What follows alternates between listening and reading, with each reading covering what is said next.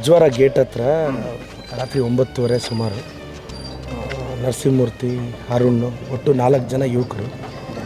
ಒಬ್ಬ ಹುಡುಗನಿಗೆ ಮದುವೆ ಆಗಿತ್ತು, ಮದುವೆ ಆಗಿ ಪಾಪ 8 ತಿಂಗಳಾಗಿತ್ತು. ಇನ್ನು 3 ಜನ ಹುಡುಗರು ಬ್ಯಾಚುಲರ್ಸು. ಒಂದಿಬ್ಬರು ಡೆಕೋರೇಷನ್ಗೆ ಹೋಗ್ತಿದ್ರು. ಒಬ್ಬ ಹುಡುಗ ಮೊಬೈಲ್ ಅಂಗಡಿಯಲ್ಲಿದ್ದ, ಇನ್ನೊಬ್ಬ ಹುಡುಗ ಡಿಮಾರ್ಟಲ್ಲಿ ಕೆಲಸ ಮಾಡ್ತಿದ್ದ.